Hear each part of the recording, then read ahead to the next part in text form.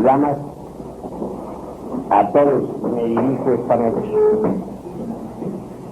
El propósito de esta plática es saber algo sobre sí mismo, sobre los misterios de la vida y de la muerte. Los científicos quieren conocer el origen de la vida, pero en realidad de verdad no es posible que sepan nada sobre el origen de la vida sin antes haber conocido el enigma de la muerte.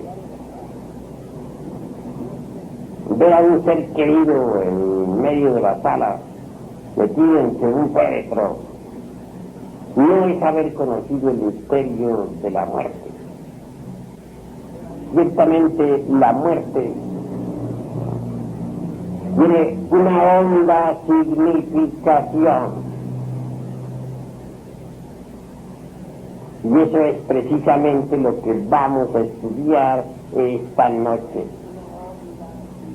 Quien llegue a conocer los misterios de la muerte conocerá el origen de la vida, porque la vida y la muerte se hallan plenamente asociadas. Si el germen no muere, la planta no nace. Si la bellota no muriera, la encina no nacería. La muerte y la vida se hallan íntimamente asociadas, relacionadas. Y eso es lo que vamos a estudiar esta noche. Al final de la plática habrá preguntas, y entonces los que quieran preguntar podrán hacerlo con la más entera libertad. Antes no es posible porque estamos desarrollando tan solo el tema. Concluido el tema, queda abierta la discusión.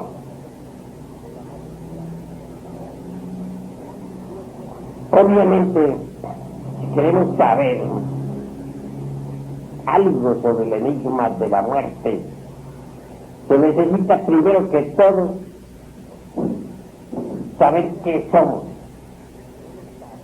Solo así podremos saber algo sobre la muerte. El cuerpo físico no es todo. Un cuerpo de carne y hueso está formado por órganos. Por eso se le denomina organismo. Los órganos, a su vez, se componen de células. Las células están compuestas por moléculas y las moléculas por átomos. Y si fracturamos un átomo cualquiera, liberamos energía. Así que en última síntesis, el cuerpo queda reducido a energía atómica. Pero ¿qué hay en el fondo de esa energía humana? ¿Qué es lo que existe realmente en el fondo del organismo? Se necesitaría inventar algún aparato para saber qué es lo que existe en el fondo vital orgánico. Los científicos conocen la mecánica de la célula viva, pero ¿qué saben del fondo vital? Hemos visto que juegan con la mecánica de la célula, pero nada saben sobre el fondo vital de la célula viva. Hacen injertos magníficos, lo suficiente buenos como para destruir la verdadera originalidad de los frutos, y que tienen fruto del adulterio, absurdo, pero para ellos eso es una gran ciencia. Hacen trasplantes, hacen inseminaciones artificiales, etcétera. Pero eso no es jugar con la vida, eso es jugar con la mecánica de los fenómenos, jugar con lo que está hecho. Ellos no son capaces de hacer ni siquiera un simple germen vegetal que pudiera germinar. Se han inventado aviones atómicos maravillosos, tanques maravillosos, ya los hay, cargados con bombas explosivas. Se han inventado submarinos atómicos, cohetes que viajan a la luna, etcétera. Pero hasta ahora no han sido capaces los hombres de ciencia de inventar un germen vegetal capaz de reproducirse. No se conoce tal germen. Don Alfonso Herrera, el gran sabio mexicano, logró crear la célula, una célula artificial, pero fue una célula muerta, nunca tuvo vida.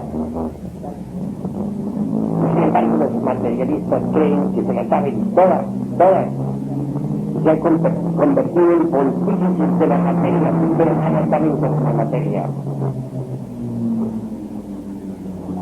Esa es la cruda realidad de los hechos. Teorías que se abundan por montones, pero ¿qué se sabe en realidad de verdad sobre la materia o sobre las leyes que ciertamente la rigen? Nada. Así que en el fondo del organismo tiene que existir algo. Existe el cuerpo vital. En Rusia los científicos inventaron un aparato para ver el cuerpo vital y ya lo tienen fotografiado, de manera que se ha llegado a la conclusión de que el organismo no es pura química, es pura física, hay algo más.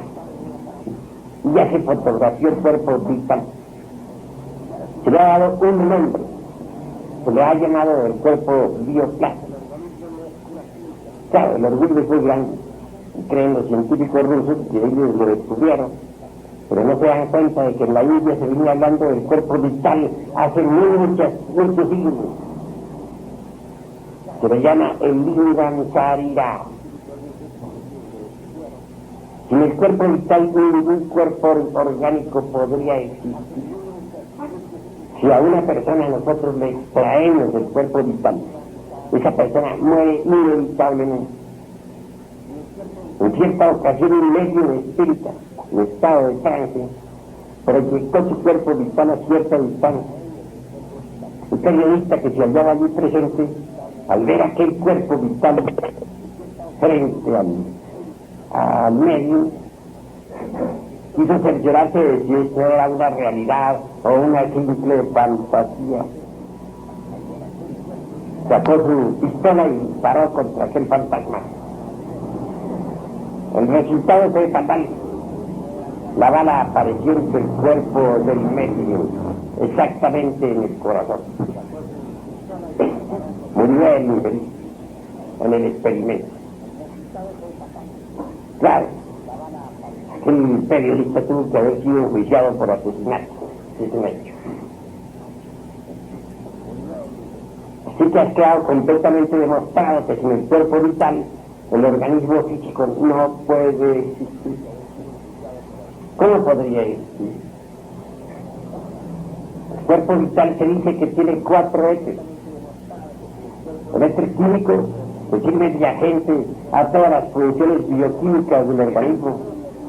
El éter luminoso, el éter de vida, que se relaciona con los procesos de la reproducción de la raza. El éter luminoso está relacionado con las calorías y las percepciones.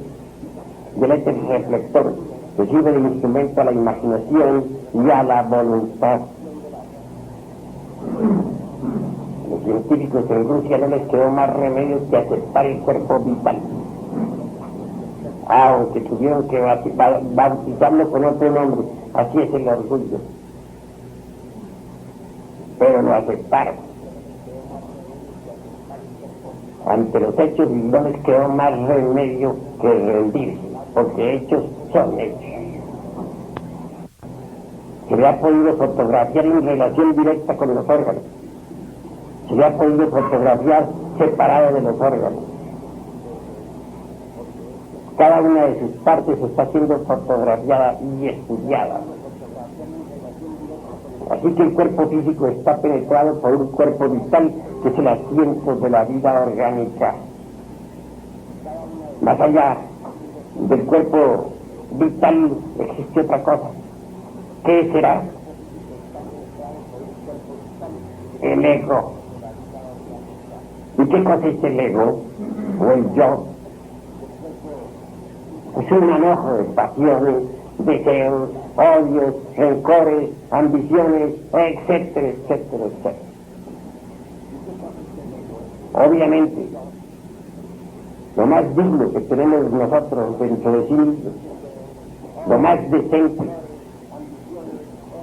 la esencia misma de nuestro ser, está enfrascada, embotellada entre el ego, entre el yo de la psicología. Cuando uno golpea una puerta, le preguntan, ¿quién es? Y uno responde, yo. Pero bueno, ¿y qué cosa es ese yo? Repito, es una suma de odios, rencores, envidias, apetencias, temores, etcétera, etcétera, etcétera. Eso es el ego, el yo. La conciencia normalmente, repito, está enfrascada en el ego. Por ese motivo está dormida, inconsciente. Esto significa que todos los seres humanos tienen la conciencia dormida. Andan por las calles como sonámbulos. Creen que están despiertos, mas sueñan. Las Sagradas Escrituras insisten en la necesidad de despertar, pero no enseñan cómo. He ahí lo grave. La gente supone que sí están despiertos, pero eso no es cierto. Están dormidas. A ustedes les hará extraño que les digamos aquí que están dormidos. Ustedes están seguros de que están despiertos, y al decírseles que duermen, están inconscientes, posiblemente les sonará esto como algo fantástico, como algo que nunca habían oído, algo extraño, porque se creen despiertos. Si ustedes estuvieran despiertos, podrían ver el cuerpo vital de que he hablado y conocerían directamente por sí mismos los misterios de la vida y de la muerte. No necesitaría estarles yo explicando lo que son esos misterios. Para ustedes tales misterios serían algo palpable, algo que podrían ver, oír, tocar, una cruda realidad. Pero no, esos misterios los desconocen porque están dormidos. Si alguien despierta la conciencia, conoce los misterios de la vida y de la muerte. Cuando la conciencia se despierta, aflora en nosotros la flor de la inteligencia, es decir, la intuición. La intuición contiene en sí misma nuestros 5 sentidos: ver, oír, tocar y palpar y oler, y 7 más. Es decir, es el sentido espacial, que contiene en sí mismo 12 sentidos o facultades del ser. Cuando aflora, pues, ese sentido superlativo del ser, la intuición, inevitablemente tenemos acceso a los misterios de la vida y de la muerte. Ya no veremos solamente el féretro del ser querido que falleció, o su cuerpo ahí, no, veremos algo más, veremos al difunto, fuera del cuerpo físico, y hasta nos daremos el lujo de platicar con él. Hace poco acaeció en nuestra asociación allá en México, Distrito Federal, un acontecimiento insólito. Sucedió que un misionero gnóstico muy dado a hacer marometas y me dio este día por subirse a la azotea. Luego intentó bajar desde la misma para penetrar por un balcón. Y en la barda un pedazo de ladrillo, se paró sobre el pedazo de ladrillo. Y es claro que este se fracturó, se volvió pedazos y el hombre fue a parar al fondo, al patio. Igual algunos instantes vivos, lo suficiente como para poder dar su declaración ante las autoridades de la Cruz Roja. Posteriormente se dedicó a pronunciar palabras esotéricas, a hacer exorcismos, conjuraciones y nada. Obviamente hubo que empezarlo en un salón de la institución. Nos hallábamos todos reunidos alrededor de su féretro, en oración por él. Cuando de pronto algo extraordinario sucede, una hermana gnóstica que entró en un trance psíquico,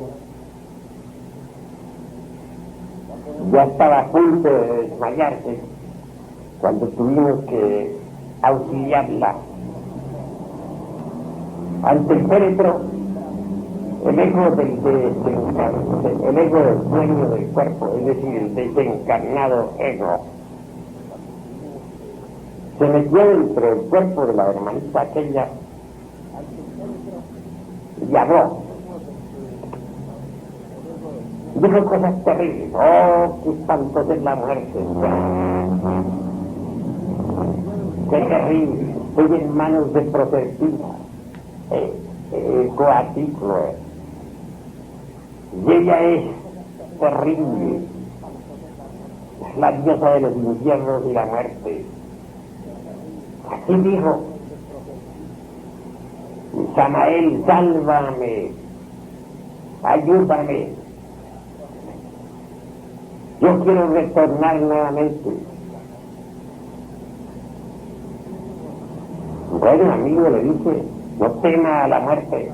Usted está desencarnado. No tiene por qué tenerle miedo a la muerte. Acuérdese que usted es un misionero gnóstico. Así, ¿por qué ha de temer? Luego se puso a exorcizar, volvió a exorcizar, a usar palabras mántricas, etc. Posteriormente solicitó se le permitiera transportarse a Egipto, a la tierra de los faraones. Nosotros le auxiliamos, le decimos, abandone el cuerpo de esta mujer, usted puede en segundos ir a Egipto. Así lo hizo. Y es claro que la pobre mujer quedó libre. En esos instantes hicimos grandes esfuerzos para despertarla de su sueño medio. Quedó bien. De manera pues que resulta interesante todo esto de la muerte. Nosotros constantemente hacemos experimentos en relación precisamente con ese gran enigma que es la muerte.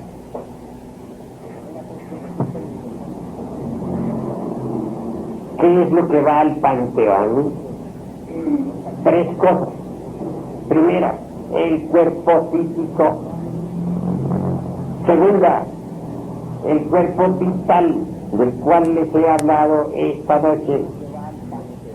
Y tercera, la personalidad del muerto.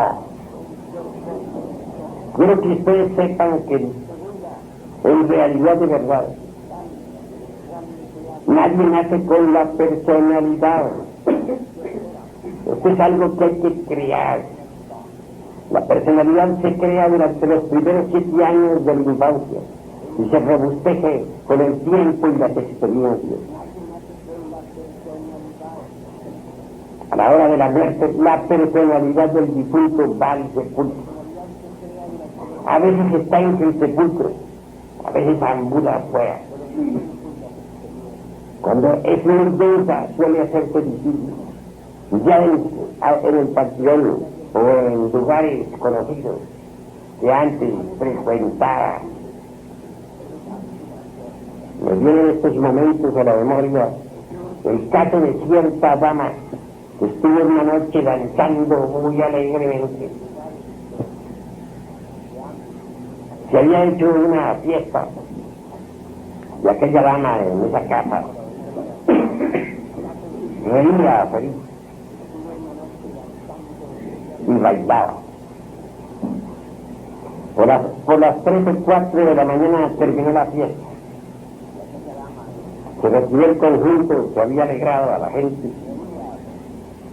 y aquella dama manifestó que tenía mucho frío, deseaba irse a su casa, pero que no había traído un abrigo para defenderse del frío. Por ahí unos jóvenes admiradores le ofrecieron una chamarra. Ella la aceptó de buena gana. Luego le ofrecieron para llevarla a su casa. Ella subió al coche. La condujeron hasta la casa. Ya allí dio las gracias, bajó del carro. Entró pues a su residencia. Los jóvenes continuaron su camino. Mas uno de ellos, el dueño precisamente de la chamarra, exclamó: "Oh, olvidé pedirle mi chamarra. Mañana vengo por ella". Y ciertamente al otro día ha ido en busca de su chamarra. Golpeó. Una anciana salió a recibir. "Señora", le dijo, "voy a hablar con su hija fulana de tal. Pues le presté mi chamarra anoche en la fiesta y no me la regresó". La anciana respondió: "Mi hija hace mucho tiempo que murió. En cuanto a su chamarra, tendrá que ir a buscarla al panteón". Es claro que aquel joven tomó la cosa en broma. Nunca pensó que la cuestión fuera tan seria. Pero al ver el rostro de la anciana, tembló. Cuanto antes se dirigió en el carro hacia el panteón. Y ciertamente tengo que decirles a ustedes que encontró al fin la fosa sepulcral de la difunta. Allí estaba el nombre y el apellido de la misma. Y sobre la fosa, la chamarra. El joven no pudo menos que sentir indecible terror. Cuanto antes se alejó de allí. Entonces, ¿quién fue el que danzó? ¿Quién fue aquella dama que estuvo tan contenta? No hay duda de que la personalidad de la difunta, es que la personalidad suele materializarse, hacerse visible y tangible. En algunas ocasiones hasta se ha podido fotografiar. Pero poco a poco la personalidad del muerto se va disolviendo hasta que al fin concluye. Por esas personalidades de los difuntos hay que tener temor. Hay que tener compasión. Esas personalidades imaginan que la fosa sepulcral es el salón donde murieron, o su recámara, y precisamente con la imaginación modelan la luz astral del recinto funerario. Y suelen salir y entrar esos difuntos a tales sepulcros como si estos en verdad fueran su casa donde murieron. Por eso nuestros antepasados de Anáhuac supieron siempre sentir piedad por los difuntos y enterraban a sus muertos con aquellas cosas que ellos más querían. No dejaban de poner en las sepulturas el pulque, las prendas de vestir, y las ollas, y las cosas aquellas que el difunto más amaba. Porque sabían muy bien los antiguos que los difuntos entre las sepulturas se sienten como si estuvieran en su casa. Creen que es en la recámara donde murieron, o la clínica donde fallecieron, etc. Nunca piensan que están en un sepulcro. Ellos confunden el sepulcro con el lugar, con el cuarto, con la clínica donde fallecieron. Todavía hoy en día conservamos en el Distrito Federal la costumbre de llevar a los difuntos en el día de los muertos comidas que ellos apetecían. Se encienden las veladoras y muchas gentes permanecen toda la noche en el panteón. Aunque parezca visible, es cierto y de toda verdad que esas personalidades se apresuran a abrazar a los seres que llegan a visitar y prueban los alimentos, extraen de ellos, digamos, la quita de té, se la comen, se la beben. Y si al otro día nosotros vamos a probar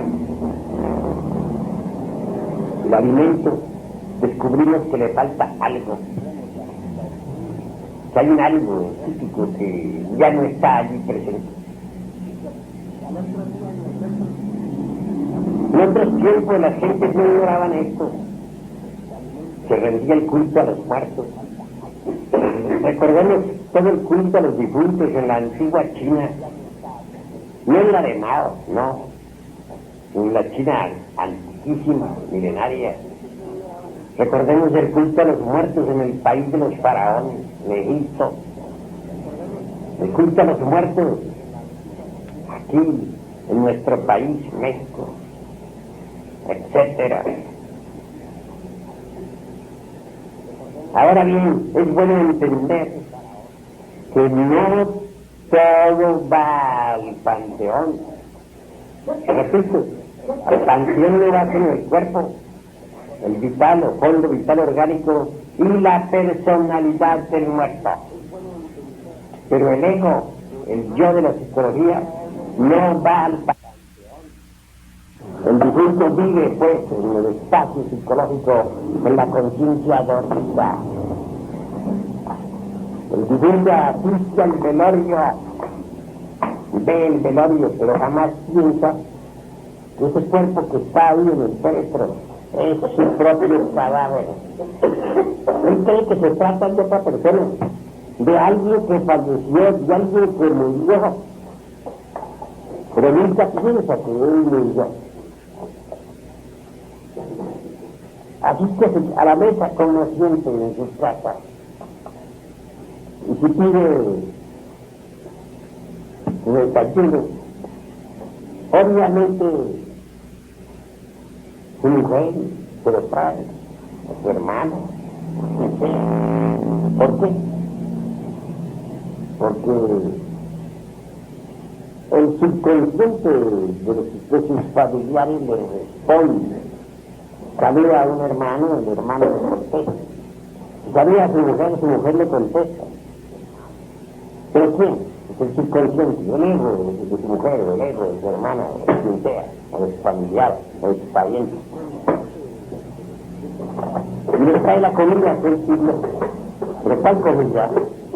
No será un plato físico, no será un mole preparado ahí, en un plato. No. ¿Qué clase de comida le trae? Hay una comida mental, una forma mental, la forma mental de un plato de mole, la forma mental de una taza de café o de un vaso de agua. Pero para el difunto esa forma mental es una realidad. Él cree que esa realidad es física. Él no sabe que ha muerto. Come aquello convencido que es algo físico. Él ignora que esa es únicamente una forma mental. Él nada sabe sobre la mente, nadie le ha enseñado nunca nada sobre eso. De manera que para él lo que le traen es terriblemente real. Se lo come y se lo mueve. Todo eso sucede por esta barrera de los sentidos. Todo esto sucede en el espacio psicológico. ¿Alguien podría refutar todo esto? Y lanzar 50.000 teorías. Todo el mundo es libre de pensar como quiera. Pero quienes estamos en estos estudios, pues debemos tener el valor de dar testimonio de lo real, aunque otros no lo crean. Y esperamos que ustedes todos crean lo que yo estoy diciendo. Es imposible que todos lo crean. Además, si traen la cabeza llena de teorías, de todo lo que han leído, de lo que aprendieron en la universidad, de lo que leyeron en los libros, están absolutamente seguros de que tienen una información tan exacta que puede perfectamente rebatir. Obviamente, repito, cada cual es muy libre de pensar como quiera, pero lo que hemos experimentado dentro del terreno de la metafísica, estamos obligados, para bien de nuestros semejantes, a declarar. En cierta, un año antes de fallecer, lo declaró. Dijo, el año entrante, fecha tal, 16 de julio, desencarnaré. Y ciertamente, 16 de julio desencarnó. ¿Quién te lo dijo? A ver qué científico podría explicarme ese fenómeno. Y el día que estaba en agonía, cuando los familiares, de acuerdo con las costumbres antiguas, la rodeaban para acompañarla en la oración, tenía un fenómeno insólito. Se le veía en el jardín, regando las plantas. Iba y venía muy ocupada. Los familiares todos se vieron. Muy de madrugada, a las 3 de la mañana, la asistieron cuando abrió un viejo portón de la antigüedad. A esas horas se presentó en una casa vecina. Abrazó a una señora despidiéndose de ella. Adiós, le dijo, me voy. Y se presentó en otra casa. Tocó una campana que existía al estilo antiguo. Y se despidió de todas las gentes que la vieron y la oyeron. Y donde quiera tuviera amistades, allá se presentaba, despidiendo. Tengo que informarles que veo necesidades de repartir estelas de invitación para el sepelio. Muy de madrugada se llenó la casa de gente vestidas de negro. Entonces fue llevada al panteón. Después ahorró y bastó perfecta. Ella misma invitó a su gente personalmente. Cualquiera que no haya estudiado esto diría, absurdo. Sí, es muy fácil decirlo, pero los hechos son hechos. Y ante los hechos tenemos que rendirnos. Y yo mismo tengo que dar testimonio aquí de lo que hemos experimentado por sí mismos. Negarlo es cosa fácil, pero explicarlo no es tan fácil. Y mucho menos resultado. Así que únicamente me limito a dar testimonio de hechos concretos, de hechos insabitados. Estaba yo muy joven todavía. Tal vez 18 primaveras tenía. Y tenía una novia que se llamaba Urania. Hablo de forma simbólica, claro, por no dar nombres ni apellidos. Pero sí recuerdo que en alguna ocasión me alejé de aquella persona, pero yo me sentía así lo suficientemente enamorado como para permanecer con ella. Y hallándome en un pueblo de Tierra Caliente, de la Cruz, pues tuve suerte, pues una señora allí me dio hospitalidad. pude dormir en una sala que había para la calle. Es claro que necesité un pabellón para protegerme de la plaga, de los insectos, mosquitos, zancudos, todo eso. Y a medianoche, cuando todavía mi novio había dormido, alguien golpeó 3 veces, acompasadamente en la puerta. Una naturalmente quise sentarme pues, para salir a abrir a quien fuera. Entonces aparece aquella dama. Pero antes que todo, lo primero que ella viera yo fueron sus manos que atravesaron el pabellón, sus dedos que parecían amenazantes sobre mi rostro, y luego el cuerpo entero de aquella persona. ¿Qué decía? 50.000 cosas. Ingrato, decía, malvado, te fuiste, no te despediste de mí, y me abandonaste, y que te lloraba amargamente. Quise hablar, se me trabó la lengua. El caso no era agradable, y aquellas manos me acariciaban el rostro. ¿Qué hacer? Pagado. Me acordé que se podía hablar mentalmente, ya que no podía articular palabras, pues el espanto fue bastante fuerte. Mentalmente le dije, retírese usted, fuera, largo de aquí. Me voy, dijo, sí, me voy. Hasta luego, y gracias. Pero me hice cuanto antes mentalmente. El fantasma aquel avanzó sobre el piso y llegó a la puerta. En esos instantes algo me surgió en mí, un extraño valor. Me dije, este es el preciso momento de investigar esta cosa de los fantasmas, para saber qué hay de cierto en todo esto. He oído tantos relatos sobre fantasmas, pero nunca como ahora tengo la oportunidad. Voy a investigar a ver qué hay de cierto en esto. Claro, con solo pensarlo así, de esa forma y de esa manera, me llené de valor. Y al llenarme de valor, pude hablar, pude desarticular la palabra. Entonces me dije al fantasma, no se vaya, regrésese. El fantasma respondió, sí, me regreso. Y se regresó. En esos instantes me encendí la luz. Eso era una penumbra de luz había. Examiné mis propias facultades, oír, decir, sentir, de percepción, para cerciorarme de que estaban funcionando correctamente. No estaba yo borracho, no estaba hipnotizado, estaba en el perfecto uso de mis facultades. Tampoco había comido nada que me hubiera producido una pesadilla, nada de eso. Así que el estado de mis sentidos era correcto. Ya después de que me convencí que funcionaban perfectamente mis sentidos y que no era víctima de ninguna alucinación, examiné al fantasma detenidamente. Sí tenía la forma de aquella mujer. Déme la mano, le dio la mano. Tomé el pulso, encontré una pulsación perfecta.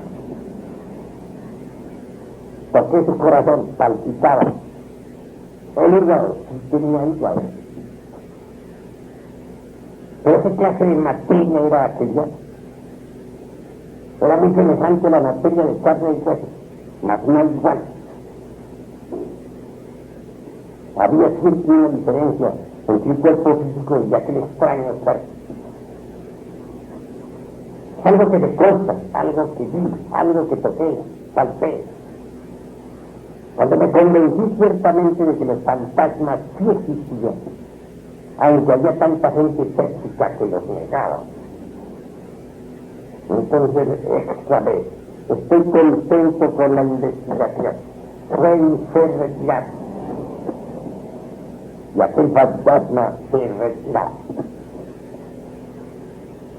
Anoté día, fecha, hora del acontecimiento. El cuarto quedó perfectamente frío, helado.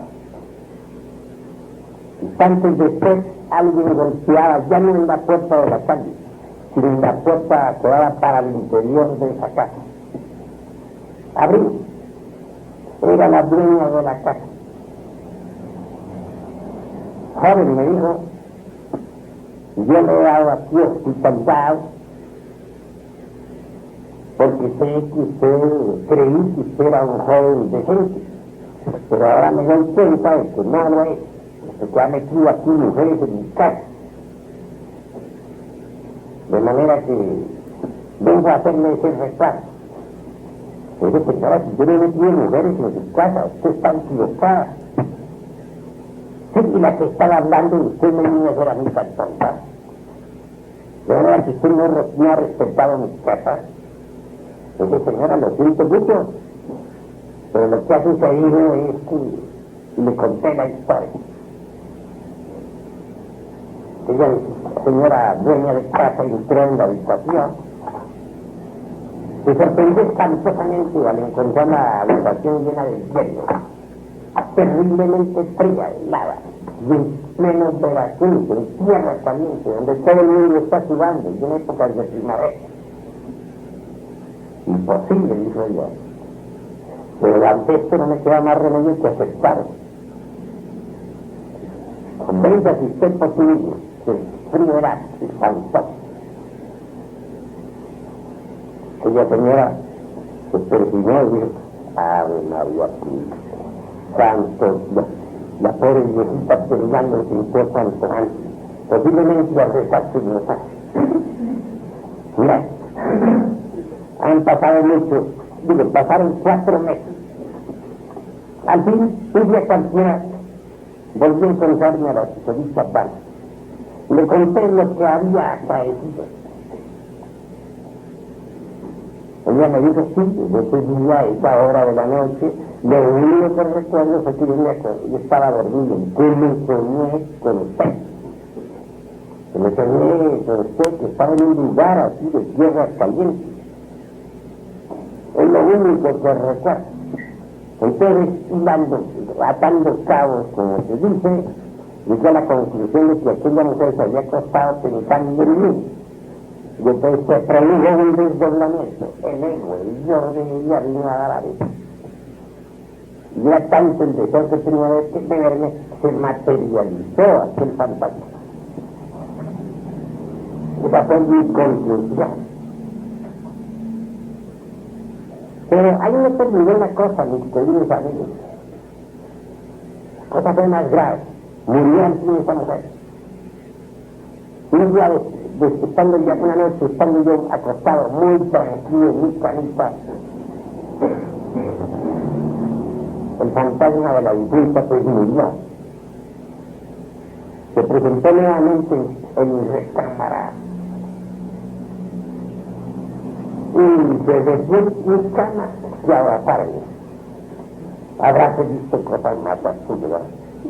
Pues que a quererme, después de muerta, válgame Dios y Santa María, qué lindo. Entonces no me quedó más remedio que decirle algunas palabras muy fáciles. Como decimos por ahí en términos vulgares, que tuve que rezar en la letanía maya. Háblame en términos tan desconocidos que no le quedó más remedio que retirar para jamás volver.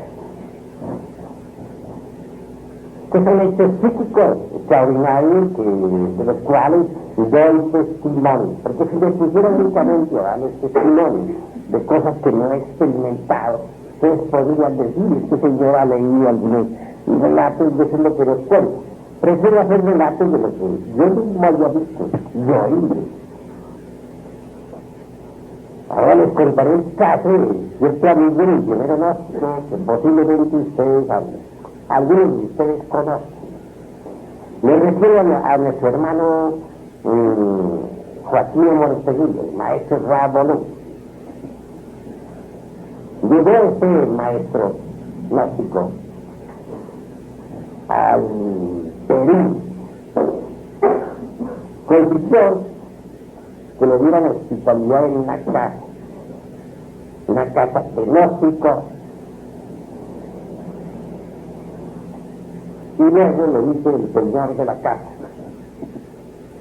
ahí hay un cuarto, nadie puede dormir en ese cuarto, porque en ese cuarto espantan.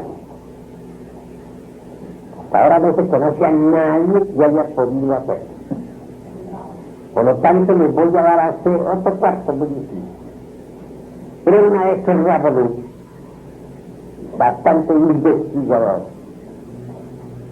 dijo: quiero quedarme en ese cuarto. Bueno, señor, sabrá, alguna vez intentaron dormir, salieron huyendo de estado. No importa, me gusta el cuarto, eso es lo que yo quiero. Vamos a ver si yo también salgo huyendo de estado. Se estableció en el cuarto, metió sus velitos, colocó la ropa del closet y se acostó tranquilo, dispuesto a ver qué pasaba. Claro, el hombre no tuvo ganas de dormir esa noche. Quería saber qué pasaba. Y les digo a ustedes lo siguiente: de pronto siente ruidos extraños. Y mira, y sí, señor, había allí una mujer, difunta, con una falda larga hasta los pies, vestida a la antigua. Él, valeroso, le dijo: ¿qué es lo que usted busca? Respondió: busco a mi marido. Y le dijo: pues usted está equivocada, su marido desencarnó hace mucho tiempo. Nada tiene usted que hacer en este cuarto. Largo de aquí, largo. Ya se quedó mirándolo. Sí, señor, me va. Se fue. Pues ese acontecimiento insólito, el maestro Rabolú siguió durmiendo tranquilamente. Al otro día se sorprendieron los dueños de la casa al ver que Rabolú sale muy tranquilamente del cuarto, muy bien arreglado, dispuesto a tomar su desayuno. Le preguntaron, le pidieron: pero no vio usted nada, maestro, ¿qué pasó? Entonces él les contó la historia. Desde entonces, desde aquella época, ya los misioneros no pueden dormir tranquilos en ese cuarto. Ya no pasa nada. Son hechos concretos. ¿Qué es lo que se hace visible en estos casos de ley? Pues esa mujer había muerto hacía mucho tiempo. Vestía al estilo colonial.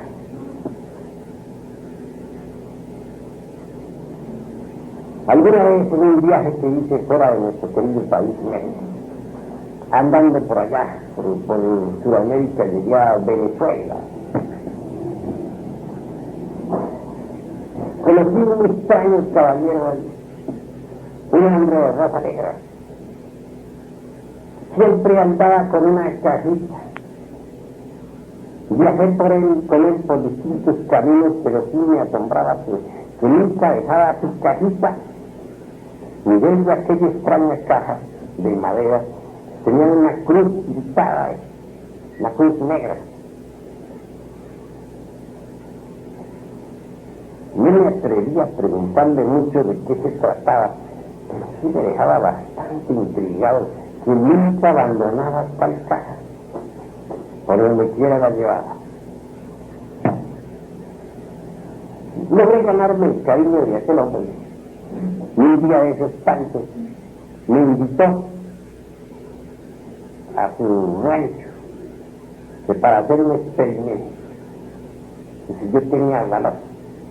Pues valor tengo, me dije, y me sobra. De manera que vamos al experimento. Bueno. Invité a otro caballero de raza de color también, más alto que él, más robusto, era su hermano. Ya otro grupo de personas, ya otro grupo de personas muy cercanas a él, familiares, parientes. Nos sentamos alrededor de una mesa. Abrió con una llave sus enigmáticas cajas. Grande fue mi asombro al ver que lo que sacaba entre la caja era una calavera, un cráneo de un difunto. Luego la caja la puso por allá en algún lugar y la calavera sobre la mesa. Esta calavera, dijo solemnemente, pertenece a un indio muy sabio que vivía por aquí en estas tierras, que me ayuda. Vaya, dijo. Vamos a ver en qué va a parar esto. Luego hizo algunas oraciones con mucha solemnidad. El cielo se llenó de nubarrones, comenzaron a caer rayos, la mesa aquella comenzó a moverse y luego se levantó francamente violando la ley de la gravedad. Quedó en el aire. Miré las cuatro patas de la mesa, así, no había duda. Aquella mesa había violado la ley de la gravedad. Un huracán muy fuerte llegó a aquel arrolló la estancia. Luego la mesa se inclina hacia mí y aquella calavera resbala por la mesa y llega y pues, yo tenía los brazos así, los hice así y la calavera del rey se posó sobre mis brazos. Qué chispa, está simpática hoy. Bueno, no era nada agradable tener una calavera entre sus brazos a medianoche y un experimento de eso terrible. Señor, a peor del caso fue que en momentos en que tenía aquel cráneo entre mis brazos, desata la tempestad más terrible que ustedes puedan imaginar. Rayos y truenos y de todo, y luego se presenta en la estancia la sombra de un hombre, el difunto. Pasó muy cerca de mí hasta me estropeó el traje. Y yo hacia el invocador que se fue a él. Y la tempestad ya arreció más. Entonces vi que la cosa se había puesto color verde. La calavera se deslizó nuevamente y se posó sobre la mesa. La mesa continuó flotando en el aire. Mi amigo, el hombre que era de raza negra, a pesar de ser negro, vi que palidecía, que temblaba, que casi no podía ni hablar. Acostumbrado a los experimentos, aquel hombre estaba espantado, terriblemente espantado. Al fin habló con voz trémula, diciéndome, mejor que dejemos este experimento, porque se ha desatado una gran tempestad y esto está terrible, peligroso. Mejor suspendamos el experimento. Dije, bueno, esto es cosa tuya. Dijo sí. Luego lo vi haciendo grandes exclamaciones, invocaciones críticas para aterrorizar a los hombres, rayos, truenos, cataclismos, etcétera, y la mesa que flotaba. Era siniestro, a medianoche, por allá en un rancho apartado lejos de toda ciudad. Pero entiendo que sus súplicas fueron escuchadas. Por la mesa así se posó en tierra. La tempestad pareció menguar. Tomó el hombre la el cráneo aquel, pero todavía temblando, le metí la caja, le puse un candadito y aseguró, dijo, mejor vámonos. Y bueno, vámonos. Y nos fuimos. Este es un hecho concreto que me consta. Y como se trata de dar testimonio de hechos, yo doy testimonio de los hechos, dejando a los aquí presentes libertad para aceptar o rechazar o interpretar este testimonio o estos testimonios como bien quieran. Yo permito estrictamente dar testimonio de hechos. Queridos hermanos, la cruda realidad es que hay algo que continúa más allá de los puntos. Y ese algo es el ego, el yo. Lo entre embotellada la conciencia, desgraciadamente. Eso es obvio.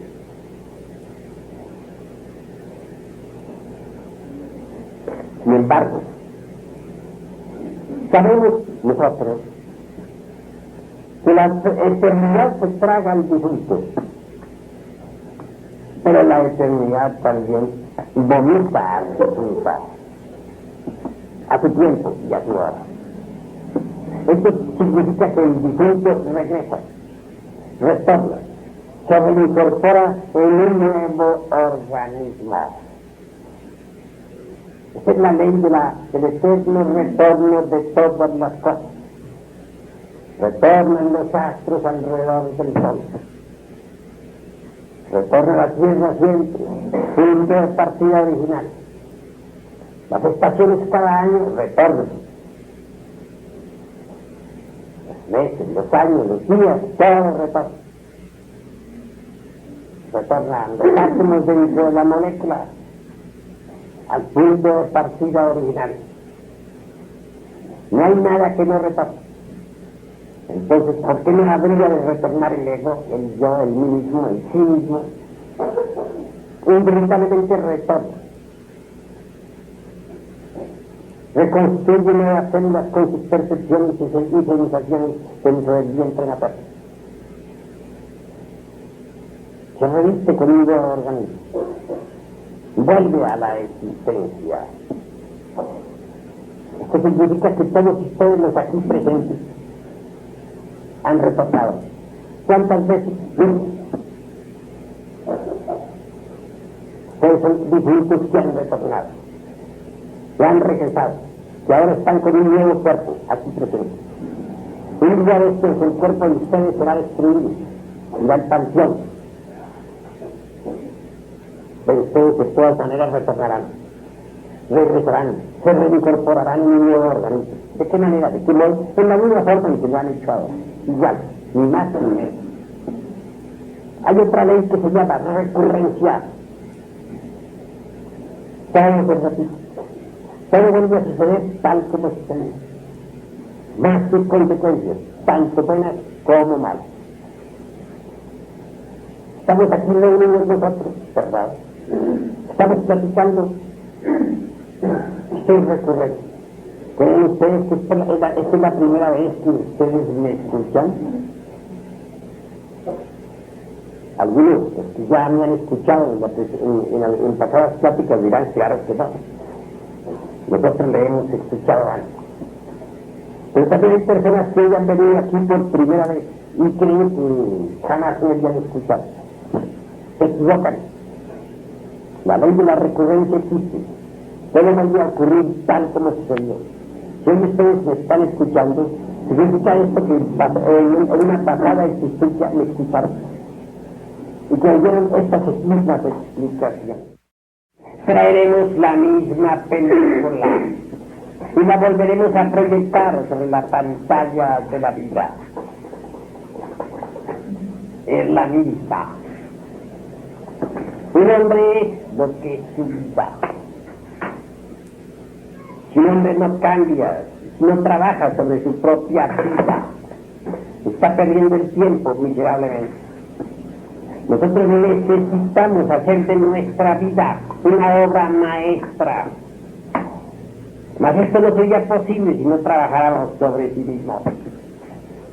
Si no elimináramos de nosotros mismos el odio, la envidia, la asqueante e inmunda lujuria, el egoísmo, la envidia, el celo, el orgullo, la soberbia, etcétera, etcétera, etcétera. Pero ¿cómo podríamos eliminar de sí mismos estos defectos? Tenemos primero que descubrirlos, porque hay gentes que creen que no odian, y sí odian. Hay gentes que piensan que no son celosas, y sí son celosas. Hay gentes que piensan que jamás tienen ira, y resulta que cuando menos lo suponen, truenan y relampaguean. Hay gentes que son ambiciosas, pero creen que no lo son, que son codiciosas, pero piensan que no lo son. Así pues, antes que todo, nosotros necesitamos descubrir nuestros errores. Para descubrirlos, necesitamos estarnos mirando a sí mismos, autoobservando, en relación con la gente, es decir, en la interrelación, en la convivencia con otras personas. Los defectos que tenemos escondidos afloran. Si estamos alertas y vigilantes, como el vigía en época de guerra, entonces los vemos. Defecto descubierto debe ser estudiado. Necesitamos comprenderlo. Solo así podríamos eliminarlo. Si no lo comprendemos, ¿cómo haríamos para eliminarlo? Necesitamos comprenderlo profundamente, y esto es cuestión de profundo discernimiento, de análisis, de observación. Así, conforme nosotros vayamos eliminando nuestros defectos, obviamente la conciencia irá despertando. Y cuando todos nuestros defectos terminen, la conciencia de nosotros quedará despierta. Una conciencia despierta puede ver, oír, tocar y palpar los misterios de la vida y de la